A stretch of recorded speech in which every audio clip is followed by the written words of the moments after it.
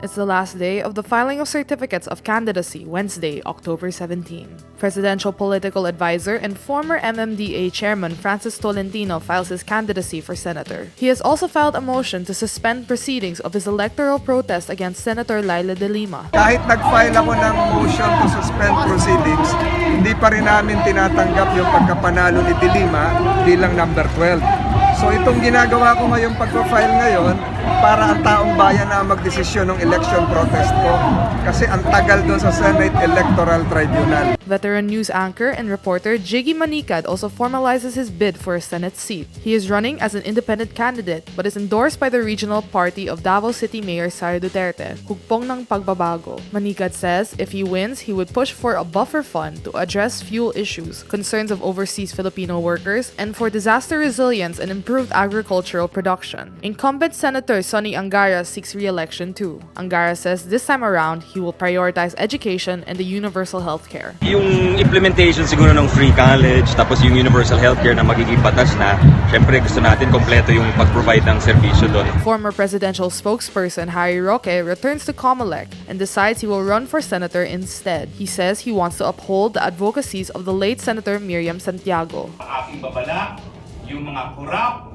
yung mga bobo, yung mga tiwali sa gobyerno, mumultohin na po kayo ni Miriam Santiago. Bong Revilla also files his candidacy through his wife Lani Mercado. Revilla is still detained for his involvement in the pork barrel scandal with Janet Napoles. Follow Rappler for updates.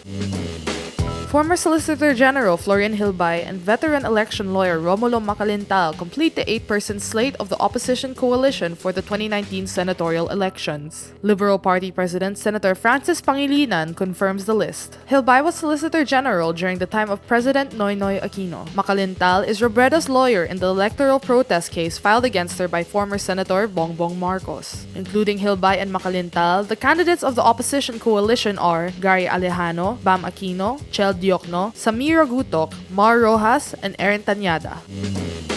Bangko Sentral ng Pilipinas Monetary Board member Felipe Medalla says the country is also experiencing, quote, good inflation. Inflation hit a fresh 9-year high of 6.7% in September. Medalla, who was former Socio-Economic Planning Secretary during the Estrada administration, explains it reflects the government's efforts to promote healthy eating and discourage smoking. The government's train laws slapped higher taxes on sugary drinks and tobacco. Reporters point out food and non-alcoholic beverages comprise the biggest chunk of the basket of goods used to compute the inflation rate at 38%. The alcoholic beverages and tobacco segment is only at 1.58%. Meantime, in Boracay, businesses are still confused over the government's guidelines for the reopening of the top tourist spot. President of the Philippine Chamber of Commerce and Industry in Boracay, Elena Brugger, says many establishments are still unaware of the progress of their permit applications. Boracay will fully open to the public October 26, 6 months after it was closed down for environmental rehabilitation. The Department of Environment and Natural Resources, or DENR,